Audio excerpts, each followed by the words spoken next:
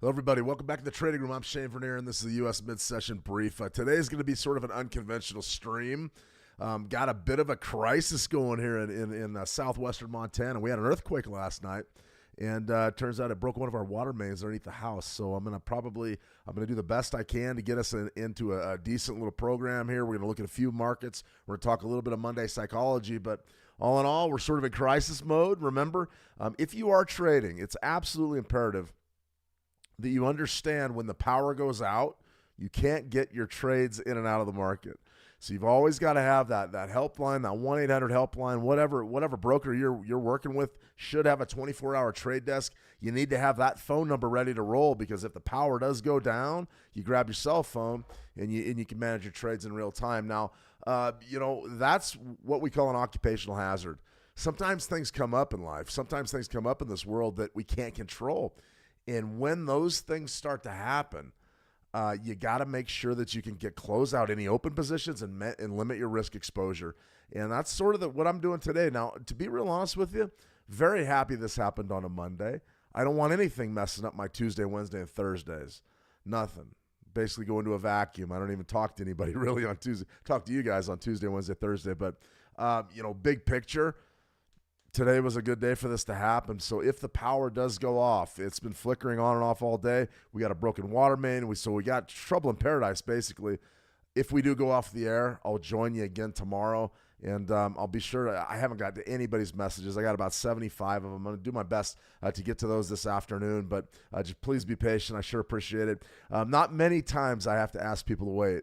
But if you guys could wait on me this time, I really would appreciate it. So lots going on in the markets. I'm just sort of doing a quick sort of run around and for a Monday, I thought we made a little bit of money earlier today. Let's go ahead and take a look at the charts. You can see right here.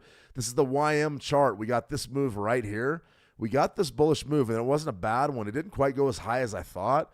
But then again, I mean, this is trading. We don't know what the market's going to do at any given second. And then right there, bang, you're going to be selling somewhere right in there. This is one of those reasons why I really like using the swing high or the swing low previous to your entry to give these 9 EMA trades a chance. Now, I'm not a 9 EMA trader. I'm not going to sit here and say I am the expert of 9 EMAs. I'm an expert in market structure. I'm an expert in Fibonacci numbers. I'm an expert in fundamentals and technicals. 9 EMA, I use a 13 EMA. That's okay. But if you're interested in trading this 9 EMA trading strategy, which a lot of you are, I really recommend that swing high or swing low. Really gives you an opportunity to get in there and really get on the right side of the trend. So today, if in fact, you made a little bit of money there maybe, or maybe you got stopped out right in here somewhere, but if you got short, it was the right thing to do. And you can see right now we're way down. You made a ton of money if you were short this market. One of the reasons why I like putting the stop loss above the previous swing high or swing low and not manipulating it as the trade develops. Like, let's say right there you get that break, that bullish break, and a bar close above that 9 EMA. You missed the big play. You missed all the money. And build your trades, positive expectancy trades. Know where your stop loss is. Know where your profit target is. Know what you want out of the trade, and then pull the trigger. It's just like hunting big game. If anybody in there is a big game hunter, you know exactly what I'm talking about. You wait for the opportunity to present itself, and then you take the opportunity. This right here, I want to give these trades every opportunity they have to work. And if I'm very, very tight with my stop loss, I'm going to miss out on the bigger game, the bigger play. So this right here is a great example of 9 EMA trading. I thought we had something going this morning on those 5-minute charts, but you can see right there, bang, we got long right here, stopped out there, long there. You should still be short more than likely. And if you did get short this YM, this E-mini Dow, you made a lot of money today. So definitely congratulations, I guess. I guess somebody's out there. Somebody's going to a 2-martini lunch. Somebody's making money on a Monday. Good to see everybody back in the room. Sorry, I wanted to get right into that. I wanted to get right into that strategy session we had earlier today. Remember, 2 times a day from me this week, I'm covering for the powerful Connor Woods. He's down there, probably it was supposed to be raining down there in Mexico. So I hope he's doing well. I saw some pictures, got some messages from him yesterday. So it looked like they were living high on the hog and having a fun time. So congratulations, Connor, on your sunburn. I love it. Bobby Bob, good to see you. Hi, Shane. Kindly check. Absolutely. If there's any markets you guys want to look at, today's a great day to do that. I'm not really going to go through a ton of my markets because, I don't really know what's going on just yet. I'm waiting. I'm watching WTI crude closely. I think that we're going to make some money there this week. I'm going to definitely break down U.S. oil for you. But Bobby Bob, Great Britain pound, Japanese yen, the guppy. Heck yeah, we can look at the guppy. Let's see, Dibble. Good to see you, Dibble, from lovely Switzerland. Absolutely. Is it snowing there? Is it snowing there yet, Double? It got, like I said, we had an earthquake here last night, and I didn't know it. I thought we had somebody trying to kick our front door in, but it was an earthquake, and we broke a water main. So I'm absolutely sort of flabbergasted by what happened. I didn't know it was an earthquake. Mark Corp, good to see you. I hope that gets sorted for you soon. No worries. Yeah, it's going to be just fine. We're going to get down there. We got to get the water out of the basement, but that's probably my afternoon. Let me see. Brent 98, CN50 would be nice to look at. Absolutely. Okay. Open line Monday, I guess. We're going to look at a few news events. I got a couple ideas I think that are pretty good, but let's go ahead and just dive right into your questions. Great Britain pound, Japanese yen. Let's do it. Right here. You don't mind if I pull my own chart template for this one.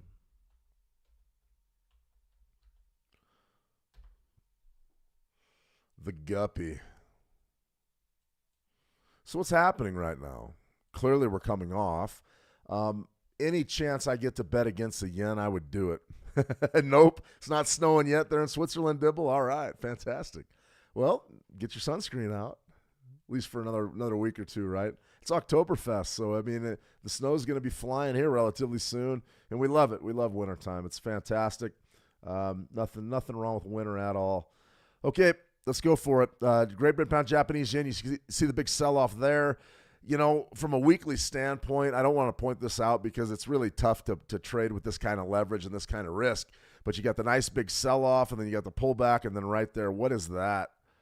It's a Bollinger W. Bang, right there, boom. What do you got? First bang, pull back, second low, big green candle. Couldn't draw up a Bollinger W any better than that. Now, the big question is, okay, Shane, how do I trade it? Well, this is tricky because it's a weekly time frame. So theoretically, you would have bought right there on the close at 191.72, and your stop loss would have needed to be beneath that week at 179. Nobody has that much money. You can't do it. Oh, yeah. Sorry, guys. I got carried away. I forgot to toggle over to my chart. In any case, Great Britain Pound Japanese Yen, Bollinger W. Thank you, TM Tucker. My bad. Sorry about that, guys. Bryn 98, you guys got me. You guys got me. It's Monday, that's for sure. In any case, this right here is a pretty good looking. Can't see the screen? Gotcha, Bobby Bob. We should be good to roll right now. In any case, right here, there's your nice big sell-off right there. Then you got the pullback and then the down. You got two bottoms there. That's a Bollinger W. The problem is you can't really buy right there at, say, 191 and stop yourself out under 179. I mean, that is a position trade. On a weekly time frame, you're probably taking that trade for a season. I don't necessarily know that anybody in this room has that kind of money. That's Soros money. Soros money makes that kind of trade. We don't make that kind of trade. We're retail traders. So how are we going to trade the guppy right now? Well, I mean, I think we have some opportunities. I mean, clearly I want to be long. Any excuse to be long. You'll notice that there's a nice big move here, but, sort of compression's a real dirty chart. If, in fact, you wanted to do something like this, I'm thinking about getting into some of this market profile stuff, this time price opportunity stuff for you, but it gets really difficult. It gets really difficult because we're talking about where is the volume at, and the volume of trade and exactly who's trading what where. I don't know if any of you have ever seen one of these charts. This is a TPO chart. And what this is this is old future stuff. This is old pit stuff where the guys in the pit, they would understand exactly where everybody's been doing business, and they would try to capitalize on the gaps in the market. So, for instance, right here, what do you have here? You got a B formation. Now, this is one of the first things I was ever taught in trading. A capital B in the English language. B, that's your B. The bottom half has a ton of volume. The top half has a ton of volume. That's what we call a hole. That's a hole in price action. Now, typically, gaps get filled, gaps get filled, gaps get filled. All holes will be filled in the market, believe me. They don't just let these price points not be debated. Typically, if you were going to be a day trader back in the pit days, you would be looking to probably buy down towards the bottom of this range and trade it back up towards that gap. You make a lot of money doing that. Now, the biggest problem you have typically is timing the market. You have to understand, is there any market drivers coming? Is there an economic calendar to contend with? What can I do to make sure that this trade works? Judging based on that time price opportunity gap right there, that gap that I just outlined for you, I would be a buyer here on an intraday basis. Now, why would I be buying the guppy? Number one, I would bet against the yen every day of the week and twice on Sunday.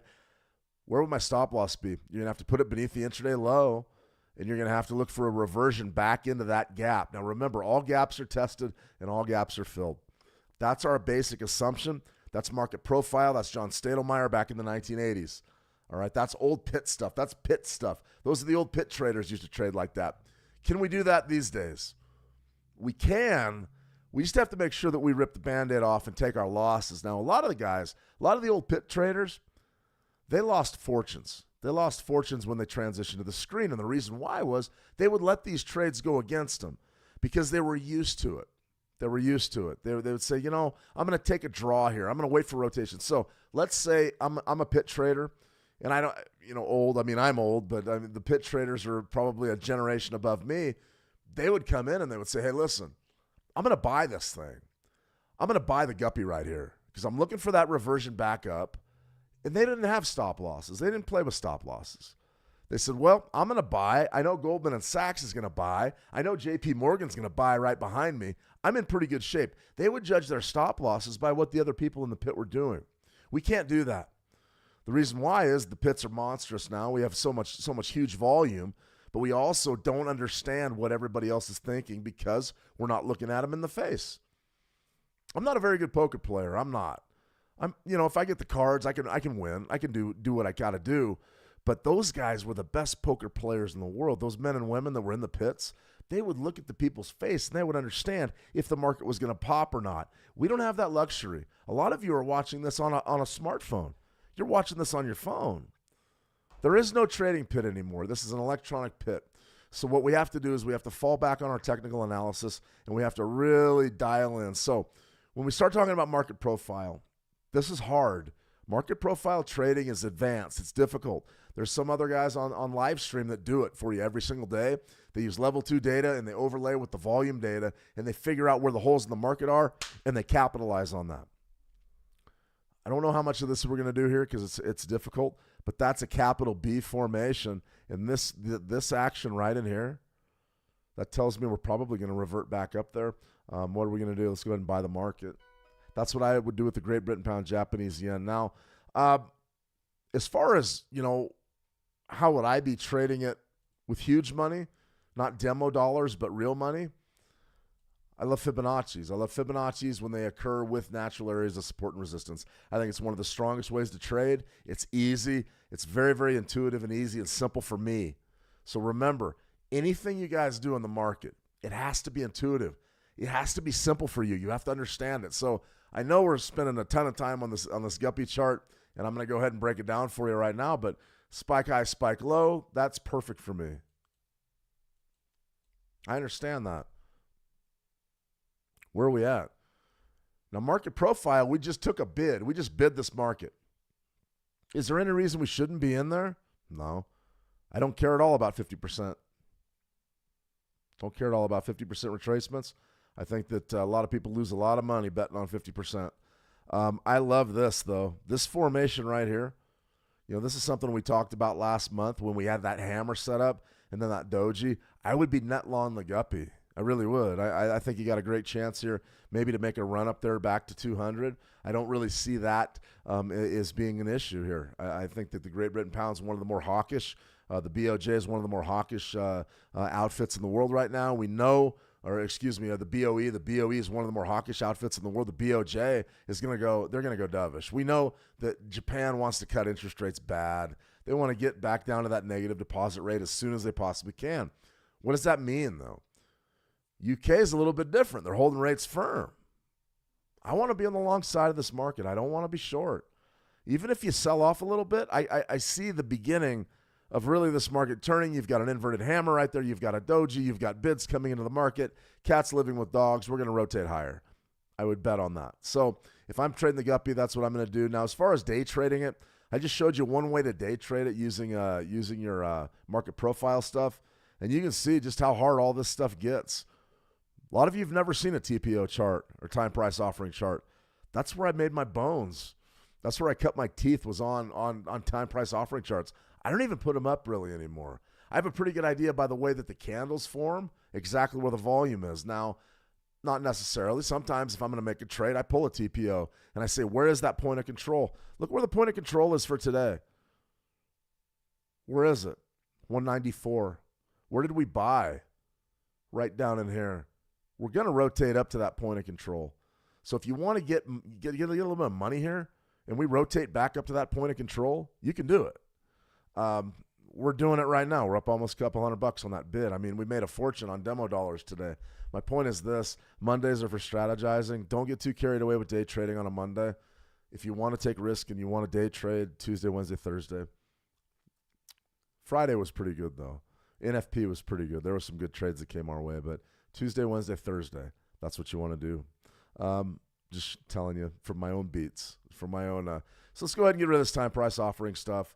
What would I be doing on a 4-hour chart? You can see that we just did it. Spike low there. Spike high there. Right in the golden zone. So we bought the golden zone on a 4-hour chart. How do I feel about that? Pretty darn good. Pretty darn good.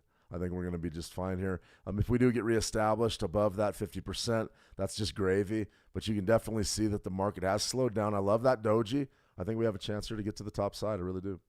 So something to think about there. Let's see. Bren 98. I know we just talked for about an hour on the guppy. Let's go ahead and go through the CN50. It'll be the China 50, yeah. The China A50 index.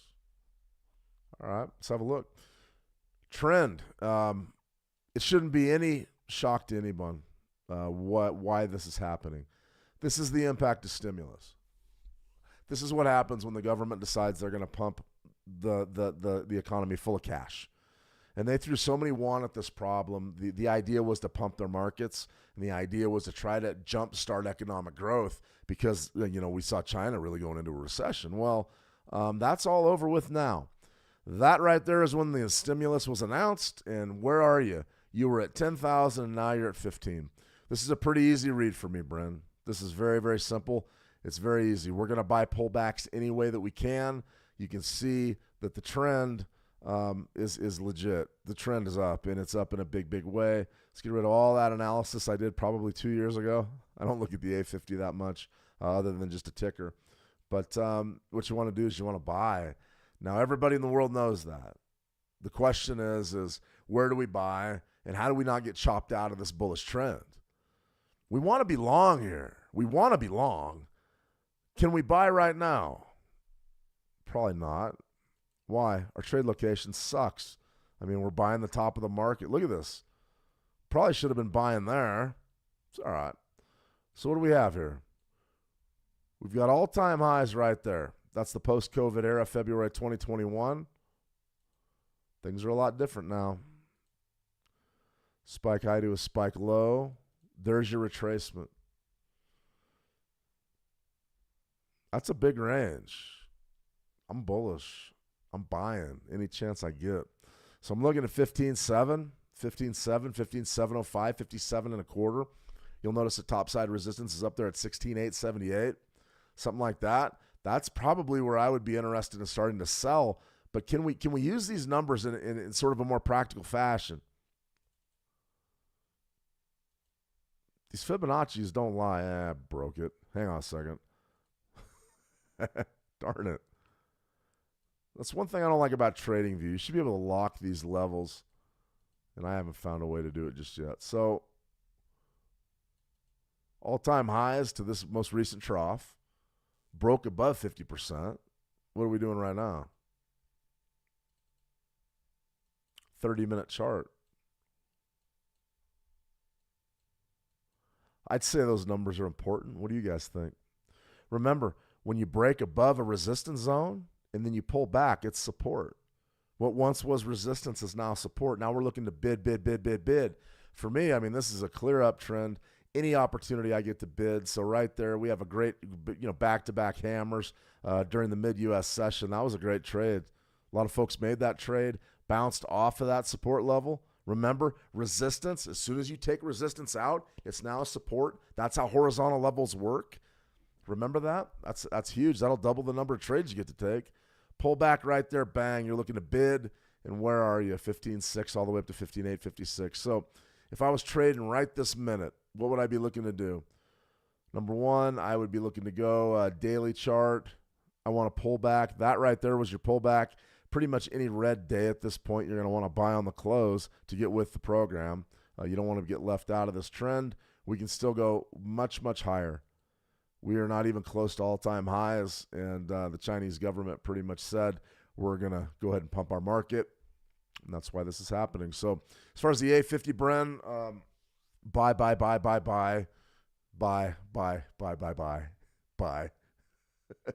Definitely buy. That's what you want to do there. So I'm looking at that closely. I don't trade the A50. It's a tricky market, but it's a pretty darn good one if you get on the right side of it. If you're on the right side of this this bullish break, you're making money. All right, let's go ahead and go U.S. oil. U.S. oil, what do we have? This was a fantastic trade earlier today. I sort of pointed this one out earlier on the earlier stream, but that was it. Monthly chart. Pretty much nobody pulls monthly charts to day trade. I do. Spike high there, spike low, pull back. 62%, 77.19. What's today's high? Today's high is 77.18. That's like a magic trick. Let's go right there. It's in the 5-minute chart and see exactly what price has done at this key level. It's beautiful. That's a great trade right there. Back into the golden zone, 62%, right there at 77.19. What happens? We go to 77.18, and we sell off bigly. 76.59. That's a great trade. That's a great trade. And now you're sort of rotating back up. Now, one thing that I would watch, and so I'm pulling some real short time frame charts because it's Monday. Why not? All right, let's go ahead and get a trend line going. And I'm going to sort of show you what's developing here, guys. 5-minute chart, okay?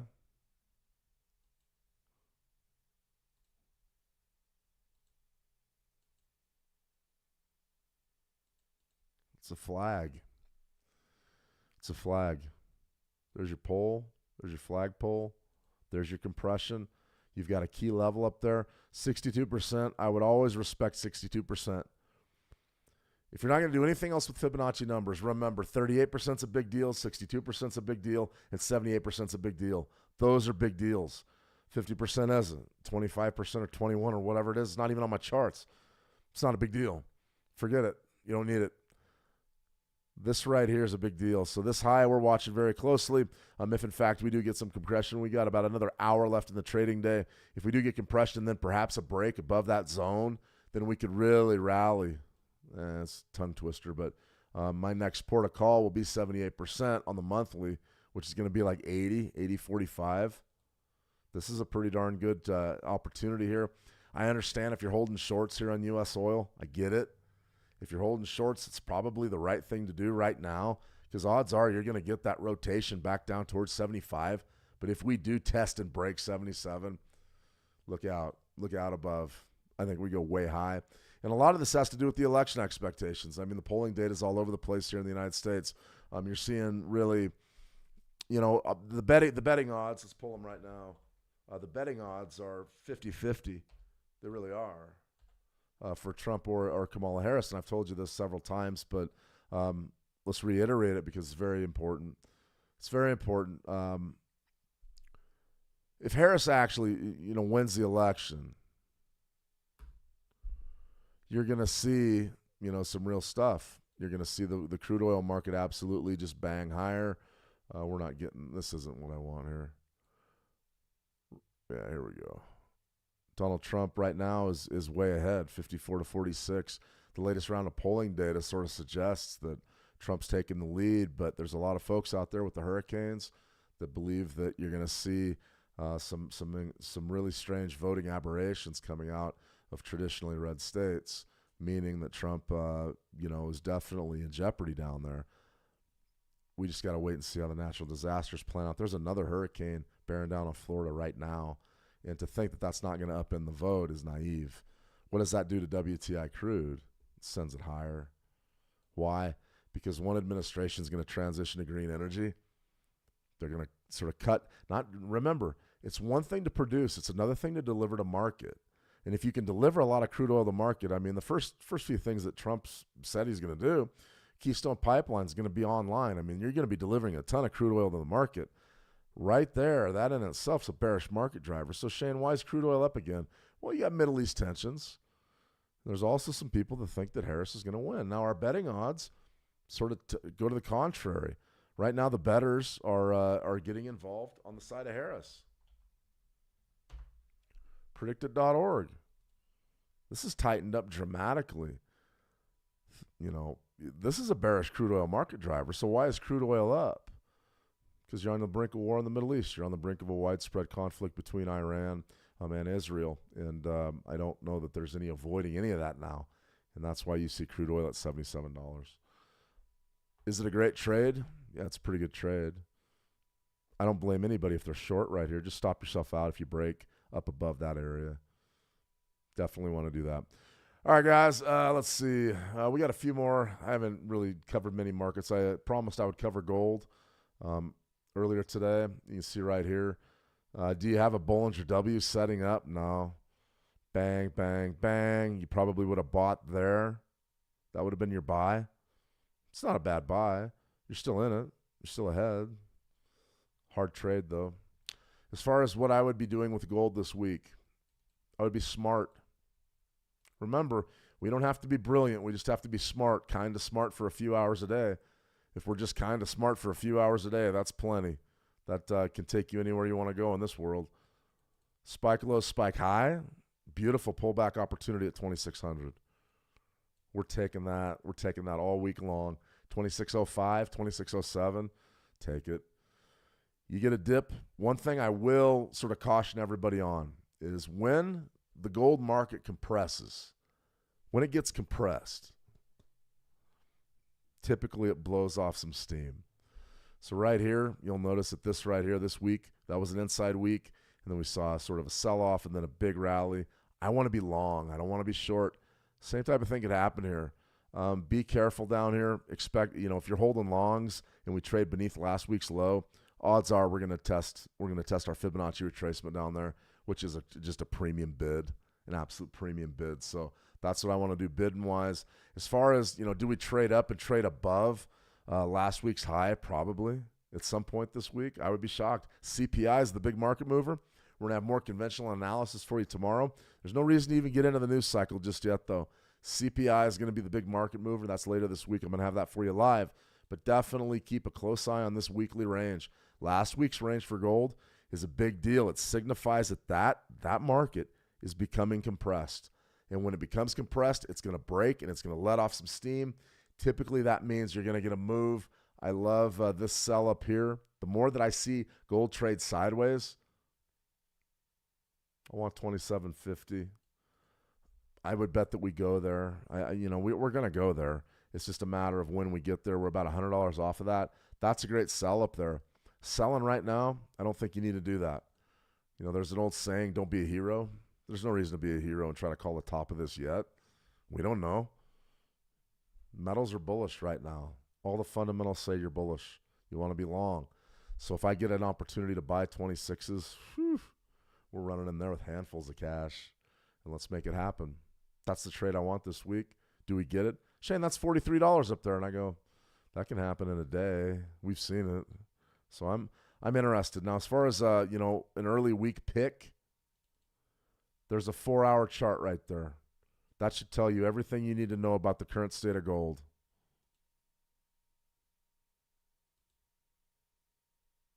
It's flat. Market's flat. Be careful with flat markets. Now, if you wanted to maybe execute the pendulum strategy we talk a lot about, I'd probably let you do that. Friday's high, Friday's low, right there. Trade within Friday's range. Test a support, buy 10% in. If you don't know what the pendulum strategy is, go to the trading room. Check out our Academy videos. Got a whole bunch of stuff on the pendulum there that can get you up and running with that strategy relatively quickly. This is it's probably a pretty good time to trade it. Now, I want the move.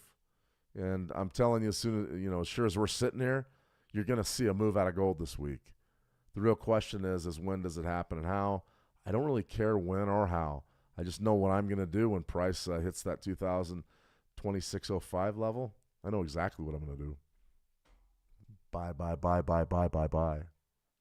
All right, guys, sort of a slow Monday. I really do appreciate you bearing with me. A little bit hoarse voice, sort of a, 4.1 on the Richter scale earthquake. Broke a water main downstairs, so I have to tend to that right now. Today was a no trading day for me anyways. Last week I got absolutely crushed on Monday, and I'm not interested in they call that the ulcer index. Do I want to build any ulcers this week? I think I built one last week. I don't want to do it again, and I have no intentions of going in the hole today. And we're going to trade tomorrow, Wednesday, and Thursday. Those are going to be great trading days. Right now, I'm looking at the tote board. We're off about 265 in the Dow. I imagine that we're going to bounce right back tomorrow. There's no reason for these markets to move, but we do see shifting expectations there in that U.S. election. And we don't sugarcoat things on this stream. We don't BS you here. The U.S. election's the number one market driver in the world for the next 30 days. And we're inside of a month here. There's a lot going to happen.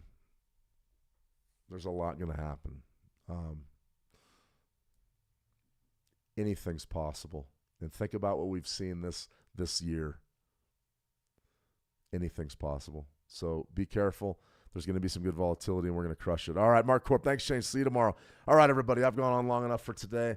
Tune back in tomorrow. We'll be back. It's going to probably be real money trading tomorrow. Today, though, we're going to game plan and get ready for tomorrow's slate, and we're going to crush it. All right, guys. You have a fantastic trading day. Finish up strong. Like I said, trade to the green. Don't go into a hole on a Monday. It just makes your life a lot tougher as a trader. Trade the action well, and we'll talk soon. See ya.